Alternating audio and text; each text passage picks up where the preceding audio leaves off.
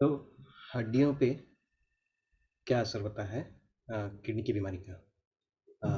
अब हमको ये लगता है कि किडनी की बीमारी है और इसका और हड्डियों का क्या संबंध है।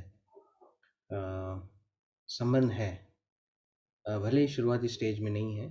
किडनी के 5 स्टेजेस हैं। एक स्टेज 1 से लेके स्टेज 5 तक, और इसमें स्टेज 4 से आगे किडनी की वजह से हड्डियों पे असर हो सकता है। हमें जानते हैं कि विटामिन डी स्किन में बनता है, अ, बल्कि विटामिन डी का बनना स्किन में शुरू होता है और किडनी में जाके ख़त्म होता है। तो किडनी एक अहम भूमिका निभाता है विटामिन डी बनाने के लिए। तो अगर विटामिन डी ना हो तो कैल्शियम और फास्फोरस की गड़बड़ी हो जाएगी। अब इससे भी थोड़ा सा जटिल अगर हम समझना चाहें तो थोड़ा सा इसको समझने की कोशिश करते हैं। ठीक है, थोड़ा सा वो हमको, राइट। तो ये हमारा सिस्टम है।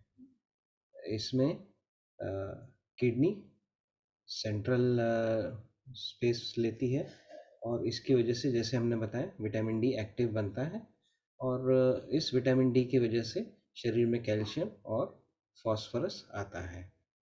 ठीक है, ये जो कैल्शियम और फास्फोरस है ये हड्डियों को स्ट्रांग रखने में मदद करता है। अब यही कैल्शियम और फास्फोरस हमको एक और हार्मोन है पैराथायरॉइड ग्लैंड, जहाँ से पैराथायरॉइड हार्मोन निकलता है। अब इसमें भी पैराथायरॉइड हार्मोन ये हड्डी को एक्टिव रखता है।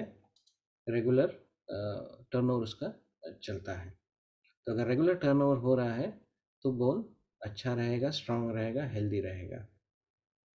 तो कैल्शियम जब कम हो जाता है तो पैराथायरॉइड हार्मोन बढ़ जाता है और हड्डियों से कैल्शियम निकालता है। पैराथायरॉइड हार्मोन शरीर से फास्फोरस भी हटा देता है। तो अगर विटामिन डी की गड़बड़ी हो जाए, कैल्शियम की गड़बड़ी हो जाए, फास्फोरस की गड़बड़ी हो जाए तो ये सारा सिस्टम पूरा बिगड़ जाता है और पैराथायरॉइड हार्मोन शरीर में बढ़ने लगता है। शुरुआत होती है फास्फोरस से। फास्फोरस निकलने का एक ज़रिया है, वो है यूरिन।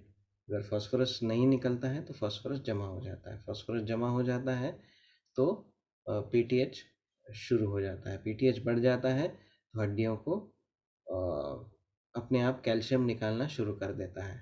हड्डियों से कैल्शियम निकलेगा तो हड्डियाँ कमज़ोर हो जाएगी। हड्डियाँ कमज़ोर हो जाएगी तो हमारी फ्रैक्चर की रिस्क बढ़ जाएगी। हड्डियों से कैल्शियम निकलेगा तो विटामिन डी फिर बंद हो जाएगा, क्योंकि विटामिन डी का काम है कैल्शियम लेना। अगर कैल्शियम हड्डियों की वजह से निकल के बढ़ रहा है तो विटामिन डी बनना बंद हो जाएगा या पीटीएच बनना और कम हो जाएगा। तो एक लेवल पे आके ये मामला थोड़ा बहुत रुक भी जाता है। लेट स्टेजेस में हम ये कहते हैं कि पीटीएच पैराथायरॉइड हार्मोन जो है एक पर्टिकुलर लेवल में होना चाहिए जो लैब की रेंज से काफ़ी अलग होता है। तो ये सारी चीज़ें हम मॉनिटर करते हैं। समझने की बात यह है कि कैल्शियम और फास्फोरस की गड़बड़ी होती है और फास्फोरस हटाने के लिए अगर किडनी काम नहीं कर रही है तो हमको ये ज़रूरी है कि खाने में से फास्फोरस कम आए। वो भी एक लिमिट के आगे हम रोक नहीं सकते और इसलिए हमको फास्फोरस निकालने के लिए गोलियां लेनी पड़ती है। सेवलामर या कैल्शियम कार्बोनेट, आपने कई उसके ब्रांड नेम्स सुने होंगे।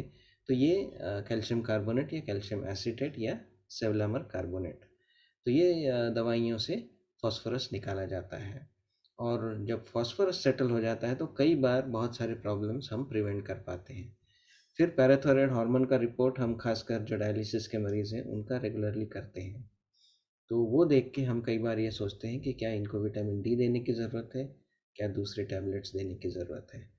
अगर हम हड्डियाँ हमारी कमज़ोर हैं तो हमको आसानी से फ्रैक्चर हो सकता है।